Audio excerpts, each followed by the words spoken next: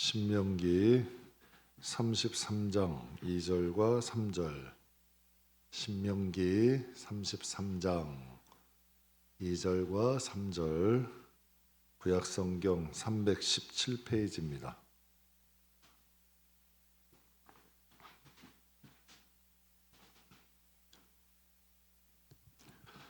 신명기는 이제 모세가 가나안 땅을 못 들어갔잖아요.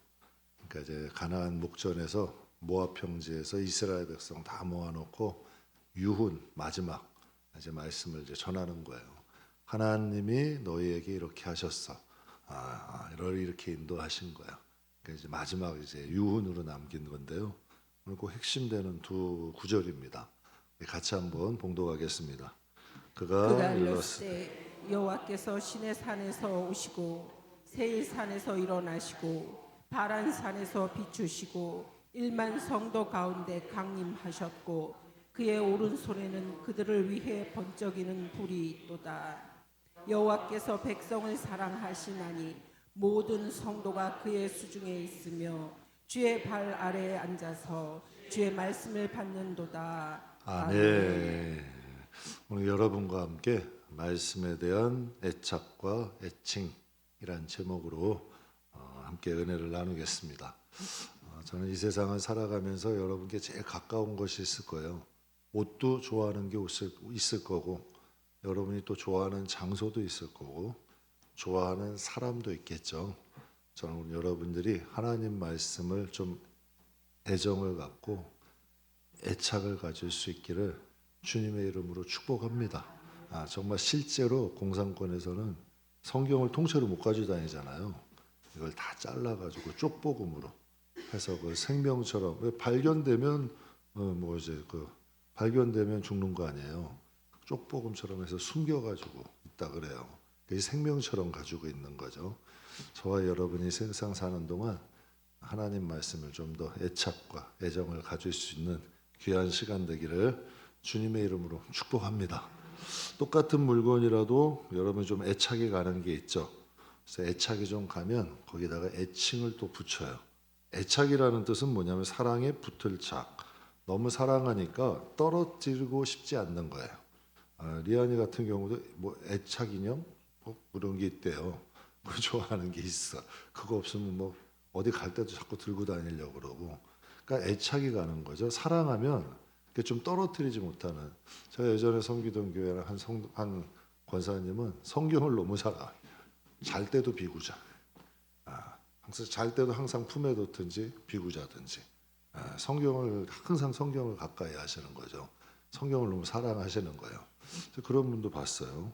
또 애칭이라는 것은 사랑함과 애정을 담아서 부르는 거예요. 애칭. 사랑은 이제 내가 나만이 부르는 거죠. 사랑과 이제 애정을 담아서 부르는 이름을 애칭이라 그래요. 어떤 분들 차에다가도 이름 붙이죠. 차에다가도 자기만의 이름 붙여 너무 좋아하면 집도 무슨 하우스라고 이름 붙이고 자기가 너무 사랑하고 좋아하면 거기다 이름을 붙여주는 거예요. 우리 집도 꼬맹이 이름이 리안인데 집에서 제가 공주, 아유 우리 공주, 아유 이쁘니 되게 촌스럽죠. 그런데 리안이는 좀 이름이 세련됐는데 공주, 아이고 이쁘니. 근데 그게 저는 또 좋은 거예요. 또 뭐 임 목사님은 우리 꼬맹이 부를 때 아유 소중한 사람, 소중한 사람 그래. 그러니까 이게 참 이게 애정이 가고 애착이 가면 자기만의 부르고 싶은 이름들이 좀 생기는 거죠. 사랑 안 하면 관심 없죠. 거기다 뭐 이름 부르기도 그런데 애칭까지 하겠어요. 마음이 가면 자기만의 무엇으로 부르게 되는 거예요. 제가 사무실에서 한 10년 넘게 사용했던 그 목양제에서 컵이 있었어요. 페인트가 다 벗겨졌어요. 컵도 좋은 게 있는데도 그거 못 버리겠더라고요. 한 10년을 넘게 갖고 있었던 것 같아요. 너무 좋은 거예요. 그 칠이 다 벗겨져도 애착이 가고 애정이 가고 그게 편해요. 또 제가 사무실 지금도 쓰고 있어요. 볼펜을 한 5년도 넘게 쓴 것 같아요. 볼펜심 갖다가 계속 갈아 껴요. 그러니까 그게 좋아요. 새 거 줘도 오히려 그게 편한 거예요. 그러니까 볼펜심 갈아가지고 써요. 물건도 오래 쓰면 어때요? 애착이 가요. 애정이 가고 애착도 가는 거죠. 새 거 안 부러운 거예요. 오래 함께 하다 보면 삶의 일부분이 되죠. 하나님께서 아담의 갈비뼈를 취해서 하와를 만드셨죠. 그러니까 이 아담이 그 하와를 딱 보고서 얼마나 좋았으면, 이렇게 얼마나 소중했으면 이렇게 얘기해요. 창세기 2장 23절에 보면 아담이 이르되 이는 내 뭐요? 뼈 중에 뼈요 살 중에 살이다. 여러분, 소중한 거야 안 소중한 거야? 소중한 거죠. 그게 부르는 거예요. 내 뼈 중에 뼈고 살 중에 살이다. 본문의 모세는 유언을 통해서 이스라엘 백성이 좀 알려주고 싶은 거예요. 뭘 알려주고 싶어? 하나님이 너희를 이렇게 사랑하셔. 하나님이 너희를 이토록 애착을 가지셔. 너희는 하나님께 이렇게 소중한 존재야. 이걸 좀 알려주고 싶은 거예요. 그래서 하나님은 말씀으로 당신의 사랑을 표현하시는 거죠. 2절에 보세요. 그가 일렀으되 여호와께서 시내산에 오시고 세일산에서 일어나시고 바란산에서 비추시고 1만 성도 가운데 강림하시고 그의 오른손에는 그를 위해 번쩍이는 물이 있다. 이게 무슨 뜻이냐면 이스라엘 백성이 가는 곳마다 하나님이 계셨다는 거예요. 시내산, 여러분, 세일산, 바란산 다 이스라엘 백성들이 갔던 광야의 여정의 길이야. 내가 시내산에도 너희와 함께했고 세일산에도 너희와 함께했고 바란산에도 너희와 함께했고 1만 성도들 1만 천사들과 함께 내가 너희와 함께 있었어. 불기둥 구름기둥 너희 지켰고 내가 그들과 함께 너희를 지키고 있었어. 그리고 그의 오른손에 번쩍이는 불이 있다. 하나님의 말씀을 통하여 너희에게 말씀하시고 가르치시고 인도하신 거야 라는 것을 말씀하고 있는 거예요. 그러니까 내가 여러분 한번 생각해 보세요. 하나님이 할 일이 없으세요? 하나님이 할 일이 없으시냐는 얘기야. 이스라엘 백성 그 작은 소수민족 애굽 땅에서 노예 있던 사람들 아니에요. 세상적 시각으로 보면은 지극히 작은 자 아니야. 근데 여러분의 인생들 한번 보세요. 저희 우리 권사님들 신앙생활 오래 했던 분들 저한테 오시면 꼭 하시는 말씀이 고생 하셨어. 그런데 그분들 하시는 말씀이 늘 이래. 하나님의 은혜로 살았어요.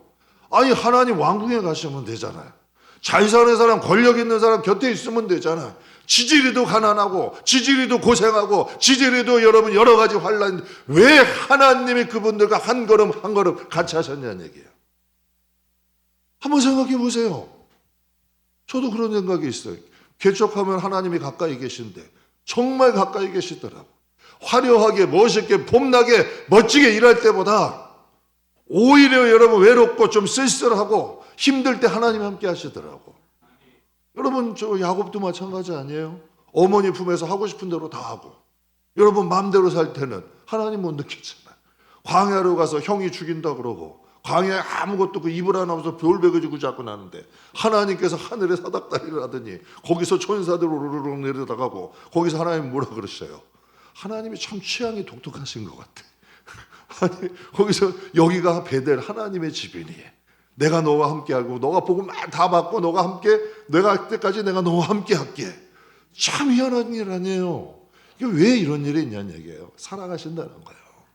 세상적 시각으로 하나님을 판단하지 마시고 하나님이 여러분의 아버지고 여러분의 왕이시고 여러분이 하나님을 사랑하고 애정과 애착을 갖고 계신다는 건 거기에 대한 확신과 믿음을 가질 수 있기를 주님의 이름으로 축복합니다. 그래서 3절에 이렇게 말씀하세요. 여호와께서 백성을 어떻게 하시니? 사랑하시니. 모든 성도가 어디에? 수중이라는 게 무슨 뜻이에요?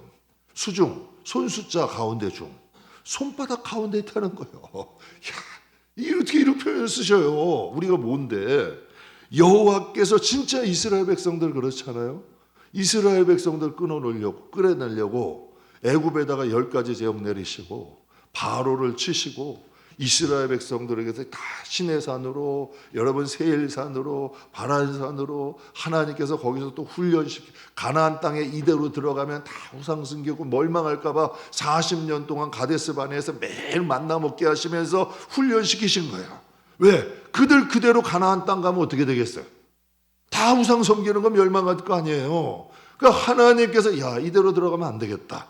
그래서 여러분 가데스 바네아에서 그들이 여러분 하나님 백성대로 훈련 40년 동안 하나님이 무슨 죄야? 그렇잖아요 여러분. 부모님들 가만히 보면 자식들 속색여. 자식들 때문에 저희도 우리 교회인들도 보면 나이 많은 자식들도 속색이면 자식 때문에 눈물 흘리며 애써. 그냥 기껏 키워놔서 이제 대학 보내, 뭐 학교 보내, 이제 시집 보냈어, 장가 보냈어. 이제 저 장가 보고 시내 보내도 교육 지도해줘야 되고, 여러분 그 자식이 자식을 낳았어. 그래도 마음에서 못 놓으시잖아요. 무슨 자식까지는 죄라 그러잖아요, 부모님들. 그 마음에서 못 놓으시는 거예요. 하나님도 마찬가지 아닐까요? 이 마음이신 것 같아, 하나님도. 그들 이스라엘 백성들 노예로 빼놔서 하나님이 아브라함과 한 약속 지키시려고 광야 구석구석 여러분 광야의 길 인도하셔가지고 이제는 마지막에 모압 평지에서 하나님의 사람 모세를 통하여서 이스라엘 백성에 다시 한번 말씀하시는 거예요. 하나님이 너희를 사랑하셔. 너희는 하나님의 수중에 있어. 하나님의 손바닥 가운데 있어. 그러면서 그의 발 아래 앉아서 주의 말씀을 받는도다. 하나님이 너희에게 말씀하신대. 야, 하나님이 친히 말씀하시는 거예요. 그래서 그들과 함께 하신다는 것을 의미하죠. 사랑하는 성도 여러분, 하나님이 사랑하시고 그 수중에 있는 자들의 특징은 뭘까요? 오늘 본문에 말씀하시는 거예요. 하나님이 함께 하시고, 하나님이 구석구석 함께 하시고, 하나님이 사랑하시고, 하나님의 수중 손바닥 가운데 있는 자들의 특징은 뭐래요? 주의 발 아래 앉아서 주의 말씀을 받는도다. 하나님 말씀이 들리는 사람들이에요. 여러분, 하나님 말씀이 안 들리면 자꾸 이상한 길로 가는 거예요. 자꾸 이상한 짓 하는 거고, 자꾸 하나님 곁에서 벗어나는 거예요. 근데 하나님 말씀이 들리는 사람들은요, 하나님의 음성을 따라가는 거예요. 예수님께서 마르다에게 말씀을 듣는 마리아를 칭하시며 이런 말씀을 하세요. 누가복음 10장 42절에 보면 몇 가지만 하든지 혹 한 가지만이라도 나는 족하다. 마리아는 이 무엇을 택했대요? 좋은 편을 택했으니 어떻게 한대요? 빼앗기지 않는다는 거예요. 좋은 편이 무엇을 의미하는 거예요? 하나님이 사랑하시고 하나님의 수중에 있는 사람들, 하나님이 사랑하시고 하나님의 수중에 있는 사람들의 특징은 이 세상을 살아가지만 하나님의 말씀이 들리는 사람들이야. 그러니까 세상이 야 좋다 하면 우르르 넓은 길로 안 가요. 세상이 좋다고 여러분 이게 맞다면 우르르 가지 않는다니까. 하나님 말씀 따라서 조금 불편해도 좁은 길 가. 조금 어려운 길 가. 왜? 하나님 말씀이 들리니까. 그 길로 가는 거예요. 그래서 성경에 보면 예수님은 우리의 무엇이다? 선한 목자가 되신대. 우리는 그분의 양이래요. 그래서 예수님이 친히 이런 말씀을 하셔요. 우리가 그분의 양인지 아닌지 확인하는 방법이 있대.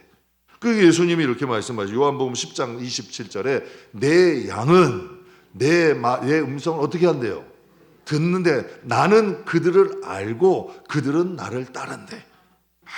굉장히 중요한 말이죠. 내 양은 내 음성이 들린대요.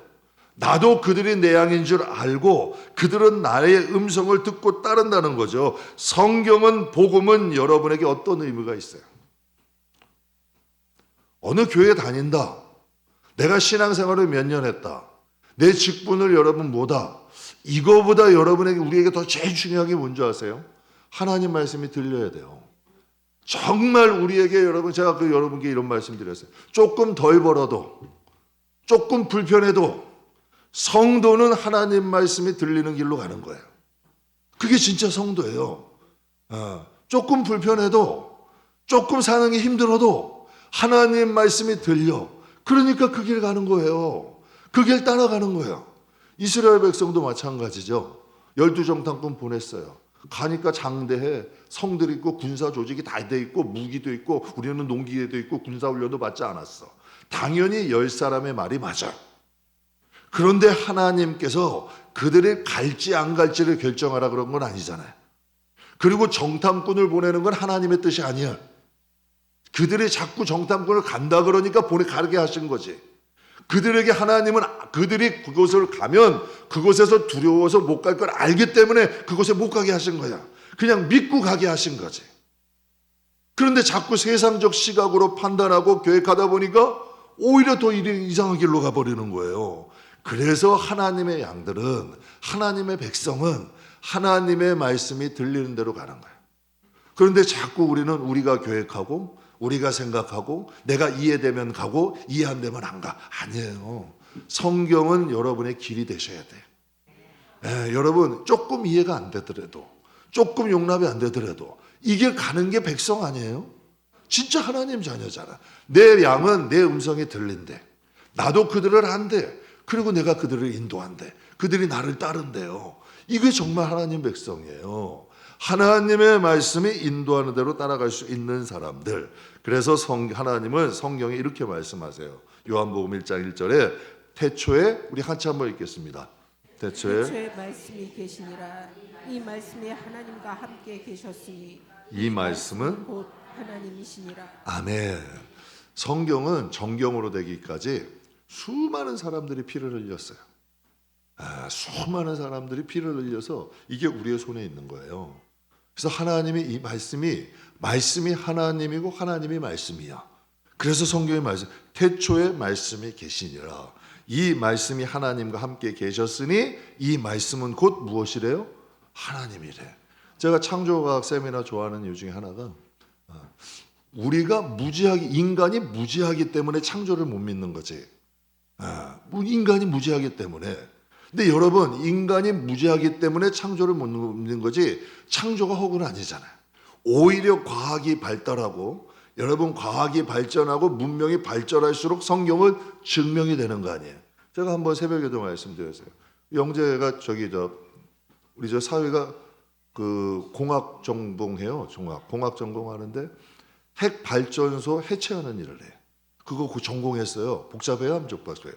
엄청 복잡한 거거든요. 엄청 복잡한 거예요. 근데 자기가 깜짝 놀랐대. 건물에는 안전유리라는 게 있대. 그거는 보통 복잡한 게 아니래요. 그런데 박사님이 그걸 설명하는 거예요. 우리는 무지하니까 이해가 안 되는 거고, 오히려 공부를 한 사람들은 그게 정말 신기한 거야. 이게 신기한 거예요. 그러니까 하나님의 말씀은 우리가 이해하려고 하는 게 아니라 하나님 말씀을 우리가 믿으려고 해야 되는 거예요. 여러분 생각해 보세요. 리안이하고 저하고 있는데 리안이가 자꾸 저를 자기를 이해를 시키라 그러면 제가 어떻게 걔를 이해를 시키겠어요? 그냥 손을 딱 붙잡고 믿고 따라와 주면 좋은 거 아니에요? 그러니까 하나님이 성경은 진리잖아. 6,000년 동안 변함이 없잖아. 여기서 뭐가 증명이 더 필요해요? 성경은 증명이 필요한 게 아니에요. 하나님으로 믿어지고 따라가는 거예요. 그게 아니에요. 근데 따라가면서 이해가 되는 거지. 따라가면서 이래서 오라고 하셨구나. 이래서 오라고 하셨구나. 만약에 여러분 천국의 하나님 말씀 그대로야. 천국의 하나님 말씀, 물론 하나님 말씀 그대로겠지만 우리가 성경을 여러분 믿고 갔는데 진짜 하나님 말씀 그대로야. 하나님의 말씀만 그대로 다 심판도 하시고 다 역사하셔. 그때 우리가 여러분 하나님 말씀 만약 믿지 않은 사람이라면 얼마나 땅을 치고 후회할 일이에요. 얼마나 땅을 치고. 그래서 예수님이 친히 이 땅에 오셨고 진짜 길과 진리와 생명 되셔서 우리에게 말씀을 하시는 거죠. 그래서 여러분 성경에 보면은 유대인 아이들은 13세가 되면 성년식을 가져요. 성년식을 하게 되는데 이 성년식의 하이라이트가 뭐냐면 성년식의 하이라이트는 모세오경을 외우는 거예요. 그러니까 공동체 앞에 나가서 13살 된 13살 된 아이들이 모세오경을 외우는 거예요. 그래서 토라를 외움으로 그들에서 공동체에서 성년으로 인정을 받아요. 그럼 유대인들에게 성년은 뭐예요? 유대인들에게 성년은 말씀을 아는 거예요. 말씀을 아는 사람을 성년으로 치는 거죠. 그래서 요한복음 17장에 이런 말씀이 있어요. 영생은 곧 유일하신 참 하나님과 그가 보내신 자 예수 그리스도를 아는 것이다. 이 말씀의 의미는 말씀을 알아야 구원을 받는다는 게 아니라 하나님 말씀을 통해서 예수님과 하나님을 알게 되면 그 안에 영생의 생명이 들어오는 거예요. 우리가 하나님과 이 말씀을 통해서 예수님을 알게 되고 하나님을 알게 되면 그것이 우리에게 영생의 생명이 돼서 우리 안에 온다는 거죠. 그래서 말씀을 통해서 하나님을 알게 되면, 하나님을 만나게 되면, 거듭나게 되면 하나님 말씀을 소유할 수 없는 거예요. 그러니까 유대인들에게 성년의 개념은 신체적 능력, 사회적 능력이 아니라 말씀을 통해서 하나님을 알고 하나님을 가까이 하는 것, 이것을 영적인 성년이라고 치는 거예요. 그러니까 유대인들에게는 교회 안에도 마찬가지예요. 오래 믿어서 나이가 많아서 직분이 여러 번 높아 이게 아니라 말씀을 통해서 하나님을 아는 사람들이 영적인 성년이 되는 거예요. 영적인 성년. 하나님의 말씀이 주관하지 못하고 하나님의 아무리 직분이 있고 예수 오래 믿어도 하나님 말씀에 무지하게 되면 영적으로는 어린아이야. 그래서 성경에 이런 말씀하시잖아요. 너희가 언제까지 젖으로만 먹겠냐? 이제는 단단한 음식 먹어야 되지 않겠느냐? 딱딱한 음식, 단단한 음식 소화할 수 있는 자 돼야 되지 않겠느냐? 성경에 말씀하시잖아요. 그러니까 교회들을 향하여 말씀하시는 거죠. 언제까지 젖으로만 먹는 어린 말씀 먹겠냐? 이제 좀 단단한 말씀 먹어야 되지 않겠냐? 성경을 통해 우리에게 말씀하시는 거죠. 사랑하는 성도 여러분, 그래서 이스라엘 백성은 13세가 되기 전 말씀을 자꾸 가까이 하게 하는 거예요. 말씀을 자꾸 가까이 하게 함으로 하나님 말씀에 애정을 갖고 하나님 말씀에 애착을 갖게 만드는 거죠. 그렇다면 여러분은 하나님 말씀에 얼마나 더 애착을 갖고 계셔요? 이게 중요한 거 아니에요. 하나님 말씀 안 들으면, 하나님 말씀이 가까이 안 있으면 좀 불편하세요? 괜히 예배 가서 하나님 말씀 듣고 성경 안 보면 좀 불편하냐고요? 좀 불안하냐고? 여러분 만약에 집 오랫동안 비우면 불편하잖아요. 그렇잖아요. 직장을 늘 나가서 일하던 사람이 일 안 하면 좀 불편하잖아요. 그러니까 우리 교회도 정년제 하셨던 한 남자분이 계시는데 부인분이 그러더래요. 너무 오래 쉬니까 직장 안 알아봐? 직장 안 알아봐? 이렇게 물어보더래요. 왜? 가정이 있으니까. 너무 집에 오래 있으니까. 좀 이제 불안한 거죠. 우리 성도들도 마찬가지인 것 같아요. 하나님 말씀과 멀어지는 것이 조금 불안해야 돼요. 하나님 말씀과 멀어지는 게 좀 불편할 수 있어야 돼요. 왜? 여러분 하나님 말씀에 대한 애착이 있어야 된다. 여러분 잘 아시는 마틴 루터는 말씀을 이렇게 비유했어요. 구유 속에 담기신 예수님이다. 말씀이 이렇게 비유했어요. 이게 무슨 뜻이냐면 구유는 우리의 몸이고 예수님은 하나님의 말씀이라는 거야. 표현이 기가 막히지 않아요? 그러니까 애칭으로 부르는 거야. 마틴 루터에게 성경은 구유 속에 담기신 예수 그리스도래. 그러니까 하나님 말씀을 들으고 하나님 말씀을 먹음으로 내 몸은 구유고 하나님의 말씀이 예수님은 하나님의 말씀이라는 거예요. 이렇게 표현을 한 거죠. 덴마크 여러분 잘 아시는 철학자 있죠.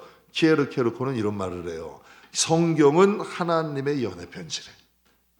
하나님이 우리들을 향해서 보내는 하나님의 연애 편지라는 거예요. 여러분도 잘 아시는 불교 스님이었다가 하나님을 만난 이민교 선교사님 있죠. 그분은 참 희한한 분이에요. 목탁을 치는데 하나님 말씀이 계속 들려.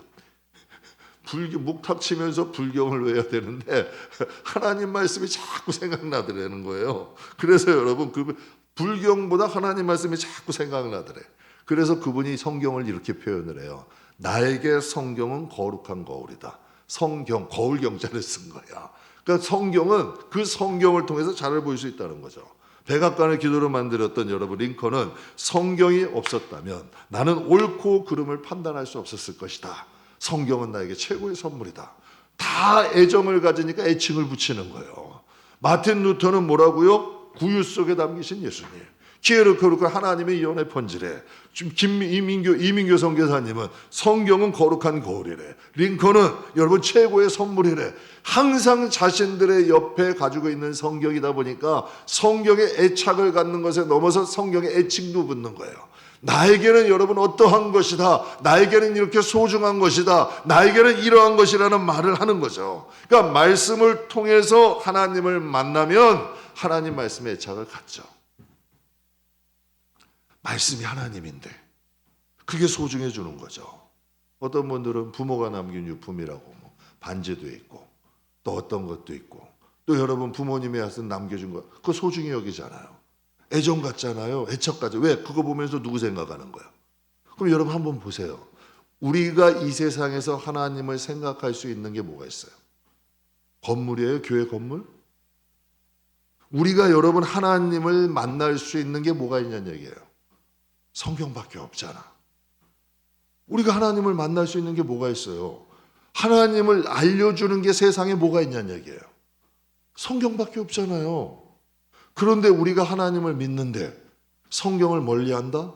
과연 하나님을 믿는 거냐는 얘기예요. 우리가 하나님을 사랑한다 하는데 성경을 멀리한다? 여러분, 이게 과연 하나님 사랑하는 걸까? 일주일에 한 번 여러분 와서 하나님 말씀 듣는데도 꾸벅꾸벅 졸긴 한다면 여러분 정말 그게 하나님에 대한 애정이 있는 걸까? 한번 생각해 보세요. 여러분 매일 가는 집 하루라도 안 가면 불안하죠. 매일 가는 집. 여러분 뭐 하루에도 뭐 청소하면서 내 집 못 쓸고 닦고 안 하면 불안하죠. 여러분의 것 누가 다른 사람이 가져가면 불안하죠. 여러분의 건 누가 빌려줬어. 여러분이 가장 사랑하는 거 불안해요, 안 불안해요? 불안하죠. 저 같은 경우는 교회 며칠씩 떠나시면 불안해. 훔쳐갈 것도 없는데 진짜 불안해요. 교회에 있는 게 마음이 편해요. 무슨 일 없나? 뭐 자꾸 이제 생각나는 것들이 많아요. 이게 좀 이제 저는 그게 행복해요. 예, 교회하고 이게 좀 떨어지지 않는다는 게 오히려 저한테 좀 행복해요. 행복해. 그래서 가끔 가다가 저보고 집에 가서 자꾸 쉬라 그러시면 곤란해. 저 교회에 있는 게 오히려 좀 편해요. 진짜로 좀 편해요. 그게 어떻게 습관이 되다 보니까 그게 애착이 가. 그래서 뭐 교회가 뭐 넓고 크고를 떠나서 하나님 앞에 예배할 수 있고 우리가 하나님을 섬길 수 있는 공간이 있다는 것 자체가 저는 정말 행복하고 감사해요. 사랑하는 성도 여러분, 우리가 하나님 사랑하잖아요, 여러분. 또 하나님 하나님 사랑하시고 하나님 믿으시잖아요. 그러면 우리가 무엇에 애착 가져야 돼요? 세상에 있는 여러분, 우리가 여러분 돈은 세상에 필요한 거 저 정말 알아요. 세상을 살아가는데 돈 필요해요. 집도 있어야 돼요. 무엇인가 여러분 세상한데 여러 가지 조건 필요해요. 그러나 적어도 우리가 예수를 믿는 성도라면 첫 번째는 성경이 되셔야 돼요. 적어도 우리가 성도라면 이것 하나 정도는 지켜야죠. 사랑하는 성도 여러분, 사울과 다윗의 결정적인 차이가 뭔지 아세요? 사울과 다윗의 결정적인 차이는 하나님 말씀을 대우하는 게 틀려. 성경에 보면 이런 말씀, 사무엘상 15장 우리 같이 한번 읽어보겠습니다. 왕이 여호와의 말씀을 버렸으므로 여호와께서도 왕을 버려 왕이 되지 못하게 하셨나이다 하니. 아멘. 왕이 여호와의 말씀을 어떻게 했대요? 하나님의 말씀을 버렸대. 그러니까 하나님의 말씀을 버린다는 건 하나님을 경외한 거예요, 안 경외한 거예요? 별로 하나님을 경외하지 않은 거예요. 하나님의 말씀을 버렸다는 거예요. 그런데 시편 19편 10절 11절 보면 이렇게 써 있어요. 금곧 순금보다 더 사모할 것이고 꿀과 송이꿀보다 더 달다. 또 주의 종이 이것으로 경고를 받고 이것을 지킴으로 상이 크나이다. 이건 다윗이 한 말이에요. 정말 극과 극이죠. 사울은 하나님의 말씀을 가볍게 여겼어요. 버린 거예요. 그런데 다윗은 뭐래요? 순금보다 귀하대요. 송이꿀보다 달대요. 여기서 송이꿀이라는 건 벌집에서 바로 흘러나온 것. 정말 순수하고 진하고 가장 신선한 꿀. 그러니까 이 송이꿀보다 달대요. 그리고 그것으로 경고를 받고 상을 받았대요. 다윗에게 하나님의 말씀은 상이라는 거예요. 다윗에게는. 왜? 다윗이 하나님의 말씀으로 인해 복을 받았거든. 그럼 우리 여러분에게도 묻고 싶어요. 하나님의 말씀이 여러분에게 어떤 의미냐는 거예요. 이게 중요한 거죠. 우리가 하나님의 말씀을 가까이 하면 여러분 당연히 복을 받죠. 하나님의 말씀을 가까이 하면 변합니다. 그 말씀이 우리의 인격을 변화시켜요. 우리의 수준을 다르게 만들고요. 우리의 정체성을 다르게 만들어요. 가치를 다르게 만들어. 하나님께서 우리를 바꿔 놓으시는 거예요. 그 말씀이 우리를 존귀하게 만드는 거예요. 그 말씀이, 하나님의 말씀이. 여러분 가만히 보세요. 제 안에 여러분 정말 백지수표 한 장 있어. 이 안에. 그럼 저는 얼마의 가치야? 죄송해요. 이 표현이 좀 안 맞나? 하여튼 여러분 그렇잖아요. 하여튼 제 안에 백지수표가 한 장이 있어. 그 쓰는 대로 가득 매겨지는 거 아니에요. 여러분 그 유명한 시인이 식당에 가서 랩킨에다가 시를 하나 썼어요. 근데 그 사람이 그것을 갖고 있다가 나중에 여러분 그것을 경매에 내놨어요. 랩킨 한 장 값이 얼마예요? 값은 필요 없잖아요. 그런데 그 시인이 쓴 랩킨 한 장은 100만 원이 넘게 경매가 됐대. 랩킨인데도 뭐가 써있냐가 틀리는 거예요. 우리는 자신은 부족하죠. 연약하죠. 그러나 하나님의 말씀이 우리 안에 새겨지면 똑같은 시내산의 돌판이라도 하나님의 말씀이 새겨진 돌판은 법궤 속에 담겨져서 이스라엘 백성의 상징이 되는 거예요. 여러분의 마음판 안에 말씀이 새겨진 교인과 하나님 말씀이 새겨지지 않는 교회는 가치가 다른 거예요. 가치 자체가 다르다니까, 하나님 앞에. 우리는 육적으로 저 사람이 어느 집에 살고 얼만큼 배웠고 어느 주제, 그건 여러분 이 인간 세계에서 측량하는 거고 하나님이 보실 때는 다르다는 얘기지. 네. 그래서 우리가 이 세상을 사는 동안 가장 성도에게 중요한 건 하나님 말씀이 우리의 마음에 새겨져야 돼요.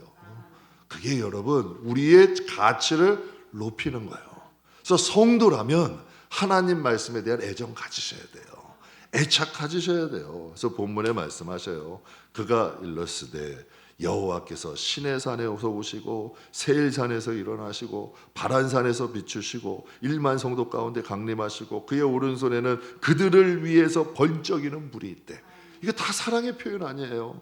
너희가 시내산에 있을 때 내가 거기 있고 세일산에 있을 때 내가 거기 있었고 바란산에 있을 때 거기 있었고 내가 1만 천사들 천군 천사와 함께 너희와 함께 있었고 내 번쩍이는 불을 가지고 너희를 위해서 내 손에 오른손에 번쩍이는 불이 있다. 이건 하나님의 말씀을 예명해. 여러분 그 말씀을 통하여서 애굽의 징벌을 내리셨잖아요.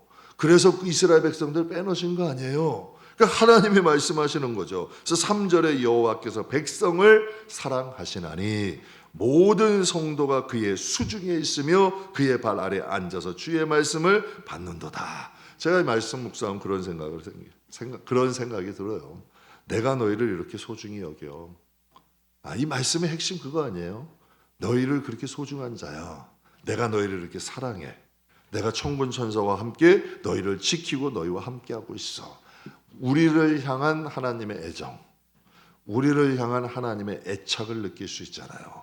여러분 한번 보세요. 사랑이라는 건 누구나 다 할 수 있는 거 아니에요. 누구나 다 사랑을 하잖아요. 아무리 권력 있는 사람만 사랑하나요? 집신도 짝이 있대. 정말 여러분 가난하고 못 배운 사람도 사랑을 하잖아요. 근데 하나님이 우리를 사랑하신대. 베들레헴아 너 작지 않대. 여러분 베들레헴이 어느 곳이냐면 정말 가자지구 뉴스에 맨날 나오죠. 맨날 전쟁 나고 가난한 사람들 정말 척박한 사람들 사는 곳 가자지구에 있는 게 베들레헴이에요. 정말 거기 가려면 여러분 굉장히 힘들어요. 여권 검사도 다 해야 들어갈 수 있고 정말 여러분 살고 있는 얼마나 낙후되는 곳인지 몰라. 이스라엘 가운데 제일 낙후된 곳 중 하나예요. 그런데 예수님이 그곳에 오신 거예요. 그러면서 말씀하세요. 베들레헴아 넌 작지 않대. 정말 여러분 온 세계에 있는 사람들이 예수님 나신 것 본다고 그곳으로 가. 제가 이 성지순례 갈 때만 해도 줄도 끝이 없이 서 그렇게 기다려서 예수님 나신 그곳에 가는 거예요. 여러분 하나님이 그곳으로 오신 거예요.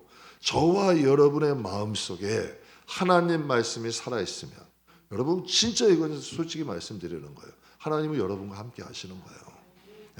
하나님이 여러분을 택하신 거고 여러분과 함께 하시는 거고 그 말씀으로 인하여 하나님이 우리를 존귀하게 하시는 거죠. 그래서 오늘 이스라엘 백성들에게 지금 이 말씀 하시는 거예요. 지금 이스라엘 백성들의 환경은 좋지 않잖아요. 광야에 40년 동안 떠돌았어. 여러분 꼴이 아니겠지. 40년 동안 집도 없어. 나라도 없어. 여러분 논밭도 없어. 그냥 40년 동안 광야를 방황하다가 이제 모압 평지에서 이제 이스라엘 땅 들어가는 거야. 이제. 그런데 모세는 이스라엘 백성들을 향하여서 이렇게 말씀하셔. 애굽에는 잘 사는 사람들이 훨씬 많아. 에돔에도 많아. 미디안에도 많아. 다 이스라엘 백성들보다 나. 그러나 여러분 그들은 자기 뜻대로 살았고 이스라엘 백성들은 하나님의 말씀 따라서 홍해를 건넜고 하나님의 말씀 따라 시내산 갔고 하나님의 말씀 따라 가데스 바네에 38년 있었고 하나님 말씀에 따라서 이제는 여러분 그곳에 이스라엘 땅 바로 올라가지던 에돔을 돌아서 요단 서편을 통하여서 하나님의 인도함을 기다리고 있어요. 이게 하나님 백성이야. 우리가 이 세상을 여러분 살아가는데 세상의 기준으로 폼나지 않아도 좀 멋있지 않아도 그래도 하나님의 말씀이 인도하시는 대로 산다면 저는 여러분 확신할 수 있어요. 여러분의 인생은 절대 헛되지 않을 거예요. 그러나 하나님 없이 내 계획과 내 마음대로 살아간다면 우리의 미래는 절대로 밝지 않아. 그러나 하나님의 말씀이 살아있다면 그 말씀이 여러분을 부활에 이르게 할 거고, 그 말씀이 하나님의 약속의 장소에 저와 여러분을 있게 하게 될 줄 믿습니다. 그래서 오늘 본문의 말씀을 읽으면 키에르케고의 말처럼 하나님이 우리에게 보시는 사랑의 편지예요. 내가 너희를 이렇게 사랑한다. 내가 하나님 말씀을 통해서 내가 너희를 인도하고 있어. 하나님이 여러분 정말 이 말씀 하나가 우리에게 꽂히게 되면 인생을 하나님의 뜻 안에서 살 수 있다니까요. 우리가 보이지 않고 들리지 않고 느껴지지 않으니까 내 계획과 내 생각대로 살지만, 정말 하나님의 말씀과 하나님의 뜻이 우리 안에 들리게 되고 하나님이 우리를 얼마나 사랑하는지 알게 된다면 우리의 인생의 방향은 달라지죠. 그래서 마태복음 11장에 하나님이 이렇게 말씀하세요. 이 시대를 무엇에 비유할꼬? 비유하건대 아이들이 장터에 앉아 제 동물을 불러 이르되 우리가 너희를 향하여 피리를 불러도 너희가 춤추지 않고 너희가 슬피 울어도 너희가 가슴을 치지 아니하였다 함과 같도다. 그래서 예수님은 귀가 있어도 하나님의 말씀에 반응하지 않는 그들을 보면서 가슴 아프신 거 아니에요. 그게 여러분 그 말씀 아니에요. 말씀을 모르면 내가 누군지 진짜 몰라요. 그냥 세상이 정해준 대로, 세상이 알려준 대로 사는 거예요. 그렇게 살아가는 거예요. 그런데 말씀을 알게 되면 여러분 세상과 다르게 가. 제가 새벽에도 말씀드렸어요. 연어도 자기가 태어났던 곳으로 돌아가. 근데 거긴 상류야. 그런데 태어났던 곳으로 가려면 하류에서 상류로 올라가야 돼. 물살을 거슬려서 가야 돼. 세상은 세상이 흐르는 여러분 세상의 흐름이 있어. 근데 성경은 철로역정하고 비슷해. 세상을 거슬려 가는 거예요. 하나님 말씀으로. 여러분 한번 보세요. 믿음을 지키기가 쉽고 그냥 신앙생활은 쉽고 믿음 지키는 것이 뭐 여러분 별로 중요하게 여기지 않아. 그럼 그 믿음이 가치가 있어요? 가치가 있냐고요. 우리가 믿음을 지키고자 힘쓰고 믿음을 지키는 게 어려우니까 그 믿음이 가치 있는 거 아니에요? 그러니까 가치 있는 거고 그게 소중한 거 아니냐는 얘기예요. 여러분 한낱 미물인 연어도 자기가 태어난 회귀 본능을 가지고 있어요. 육도 마찬가지 흙에서 왔으니 흙으로 가. 성경에 보면 죄성도 여러분 자기가 온 사망으로 가. 그 영은 하나님께로 간대. 우리는 장차 어디로 돌아가냐는 얘기예요. 하나님께로 가는 거 아니에요. 근데 성경을 모르면 길을 잃어버려. 일단 내가 누군지 모르고요. 하나님과 내가 어떤 관계인지를 몰라요. 그리고 우리를 향한 하나님의 뜻 누가 가르쳐 주나요? 여러분 한번 생각해 보세요. 내가 영적으로 누구인지 세상에 누가 가르쳐줘요? 드라마가 가르쳐줘요? 영어가 가르쳐줘요? 아니면 세상의 교과서가 가르쳐줘요? 성경밖에 없어요. 성경밖에 없어요. 내가 누구인지, 난 하나님과 어떤 관계인지, 나를 향한 하나님의 뜻이 뭔지, 내가 어떻게 이 세상을 살다가 어떻게 하나님 앞에 가야 되는지, 말씀을 모르면 진리를 몰라요. 우리가 이 세상에서 진리가 너희를 자유케 한대. 정말 꼭 알아야 될 것을 모르고 죽는 거예요. 이거 안타까운 거죠. 또 길을 잃어버려요. 마땅히 세상의 나그네의 길을 떠나면 우리 본향 가야 되잖아요. 우리 본향 가야 되잖아요. 하나님께로부터 왔으니까 하나님께로 가야 돼. 길을 잊어버려. 생명이 뭐예요? 이 육신의 생명은 호흡이야. 그렇죠? 여러분 세상의 생명은 죄야. 죄성을 가진 인간들은 그 죄의 힘으로 사는 거예요 또. 그런데 하나님 자녀들의 생명은 예수님이잖아요. 예수님이잖아요. 복음이잖아요. 그 복음을 들어야 되잖아요. 그 예수가 계셔야 되잖아요. 그래야 우리가 신앙 지키잖아요. 우리가 믿음 지키잖아요. 하나님 뜻대로 사는 거 아니에요. 그러니까 예수님이 우리의 생명이죠. 그래서 하나님은 본문 신명기를 통해서 이스라엘 백성들이 가나안 땅에 들어가도 하나님에 대한 말씀에 대한 애착과 애정을 잊지 말자. 그래서 이 조혜련 집사님이 정말 남녀 호랭교도 믿어. 정말 여러분 뭐 이런 종교도 가져 저런 종교도 가져. 정말 여러분 그냥 아주 그냥 세상에 안 해본 짓이 없을 정도로 다 해본 분 아니에요. 그분이야말로. 그러다가 결국 누구 만났어요? 결국 하나님 만났어요. 그러면서 조혜련 집사님이 이런 말을 해요. 성경은 인생 사용 설명서다. 우리가 어떻게 살아야 될지를 성경을 통해서 하나님은 말씀하셨대. 그러니까 사랑하는 성도 여러분, 우리가 이 세상을 살아가는데요, 성경이 크지 않잖아요. 무슨 법전처럼 의학서적처럼 의학 공부하는 사람들 불쌍하더라고. 원어서적이 방 안에 가득해. 법전을 여러분 법 공부하는 사람들 몇 조 몇 항 해가지고 가득해. 그런데 그 누구라도 관심만 있고 애정이 있으면 성경 하나 뭐가 어려워요? 하나도 어렵지 않잖아.